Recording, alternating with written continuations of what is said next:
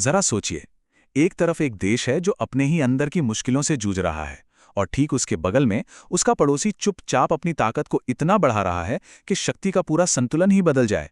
ये कहानी है दक्षिण एशिया की, जहां दो शक्तियों का रुख बिल्कुल अलग हो चुका है और इसका असर पूरे क्षेत्र पर पड़ने वाला है। तो शुरुआत करते हैं पाकिस्तान से। यहाँ कुछ ऐसा हुआ है जिसने, आप कह सकते हैं, पाकिस्तानी आर्मी की साख पर ही सवाल खड़ा कर दिया है। बलूचिस्तान लिबरेशन आर्मी, जिसे हम BLA के नाम से जानते हैं, उन्होंने सेना को एक सीधा सीधा अल्टीमेटम दे दिया है और ये अल्टीमेटम उनकी मजबूरी को, उनकी लाचारी को सारी दुनिया के सामने ले आया है।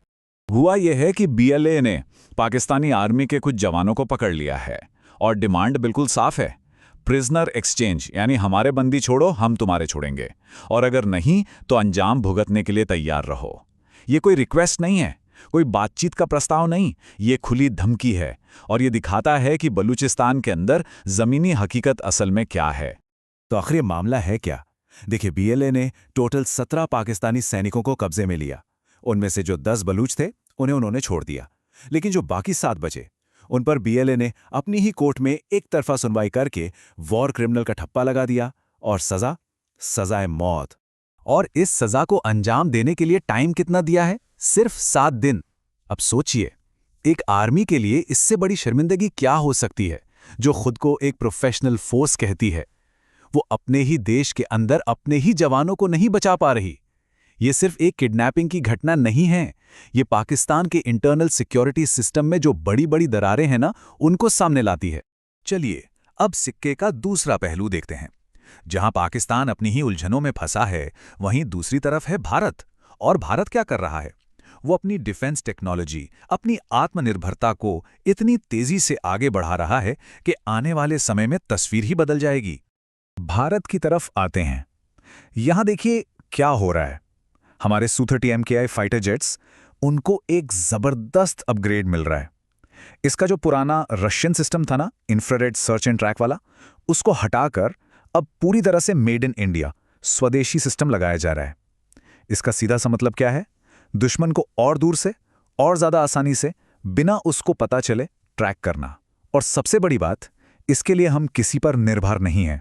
और बात सिर्फ पुराने जेट्स को अपग्रेड करने की नहीं है, हम नए भी बना रहे हैं। अगली खबर तेजस MK2 से जुड़ी है।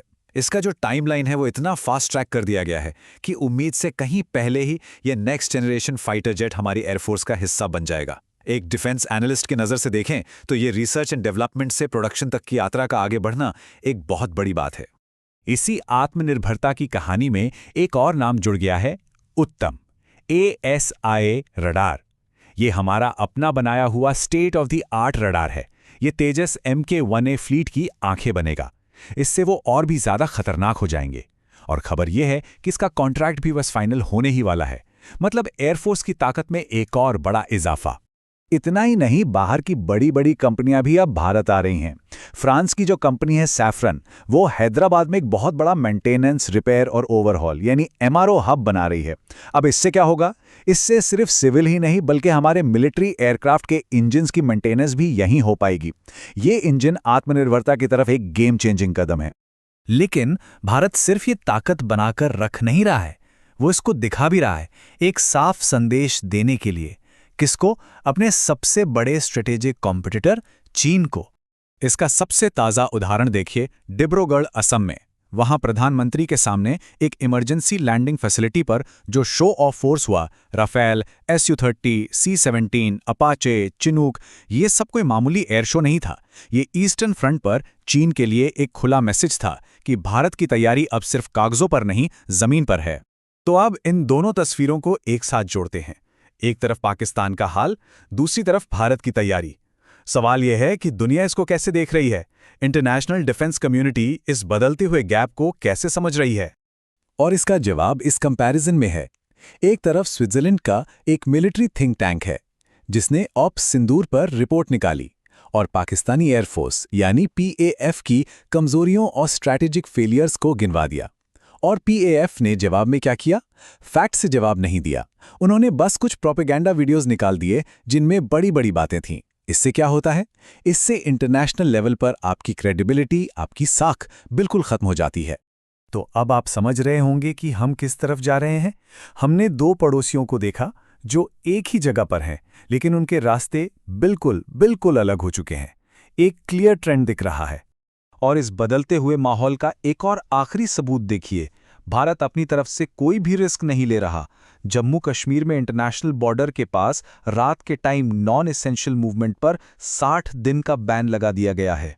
इसका क्या मतलब है? इसका मतलब है हाई अलर्ट। भारत किसी भी अनहोनी के लिए पहले से तैयार है। तो पूरी कहानी का सार क्या है? वो इस चार्ट में है। ये चार्ट असल में पूरी बात को एक नज़र में समझा देता है। एक तरफ पाकिस्तान है जिसका इंटरनल स्टेबिलिटी का ग्राफ लगातार नीचे जा रहा है, और दूसरी तरफ है भारत जिसका डिफेंस मॉडर्नाइजेशन का ग्राफ बहुत तेजी से ऊपर जा रहा है।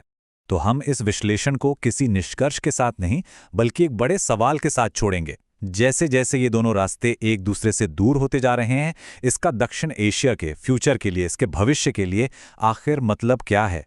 इस बदलते पावर बैलेंस के लॉन्ग टर्म स्ट्रैटेजिक असर क्या होंगे? ये सोचने वाली बात है।